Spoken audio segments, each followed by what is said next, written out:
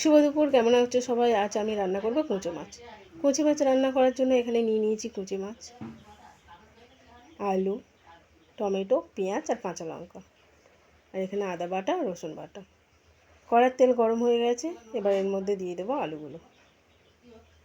আলুগুলো একটু নুন হলুদ দিয়ে ভালো করে ভেজে নেওয়া হয়ে গেছে। এবার এর মধ্যে আলুগুলো তুলে নেব। এবার দিয়ে দেবো কুঁচি মাছগুলো। কুঁচি মাছেও নুন হলুদ একটু লঙ্কা গুঁড়ো ভালো করে মেখে মাছগুলো ভালো করে ভেজে নিতে হবে। এর আগে অনেকবার কুঁচি মাছ ভাজা খাওয়া হয়েছে, কিন্তু কোনোদিন রান্না করে ওঠা হয়নি। এই যে মাছগুলো খুব সুন্দর করে ভেজে নেওয়া হয়ে গেছে। এবার মাছগুলো আমি তুলে নেব। যা মাছের দেখতে সাপের মতন, তাই কোনোদিন রান্না করে ওঠা হয়নি, কিন্তু খেতে বেশ ভালো লাগে। ভাবলাম মাছ রান্নাটা আমিই করি। যে মাছ ভাজা হয়ে গেছে, এবার তুলে নেব। কড়ার মধ্যে আরেকটু তেল দিয়ে এর মধ্যে গোটা গরম মশলা আর তেজপাতা দিয়ে একটু নেড়ে নিলাম। এবার এর মধ্যে দিয়ে দেবো পেঁয়াজ কুচি।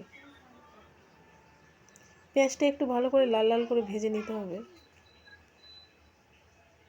পেঁয়াজটা একটু লাল লাল ভালো করে ভাজা হয়ে গেছে। এবার এর মধ্যে একে একে দিয়ে দেবো রসুন বাটা। রসুন বাটাটা দিয়ে একটু ভালো করে নেড়ে নেব।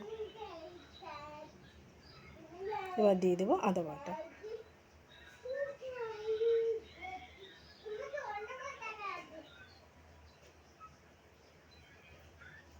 আদা বাটা রসুন বাটা দিয়ে একটু ভালো করেও নেড়ে নিতে হবে, যাতে আদা রসুনের কাঁচা গন্ধটা আর না থাকে।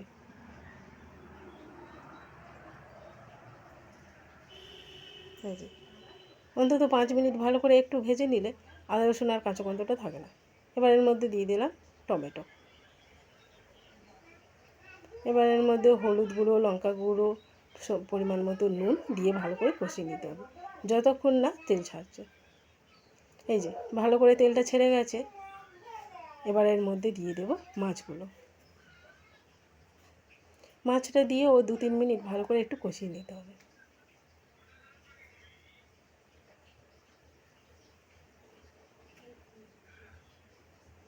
কত সুন্দর দেখতে হয়েছে দেখুন।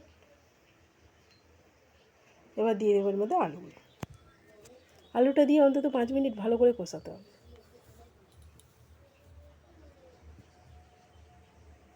যত ভালো করে কষাবে খেতেও তত ভালো লাগবে। এই যে কষানো হয়ে গেছে, এবার পরিমাণ মতন জল দিয়ে দেবো। আলু মাছ যেহেতু ভালো করে কষিয়ে নিয়েছি, অনেকটা জল না দিলেও চল, একটু মাখো মাখো খেতে লাগবে। এই যে আমার তরকারি হয়ে এসছে।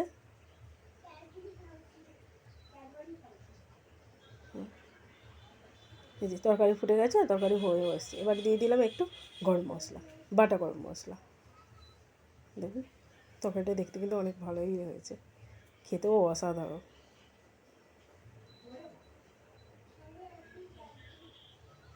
এবার তরকারিটাকে আমি নামিয়ে নেব। এই যে নামিয়ে নিয়েছি দেখুন। এবার আমি ভাতের সাথে পরিবেশন করব। টাটা।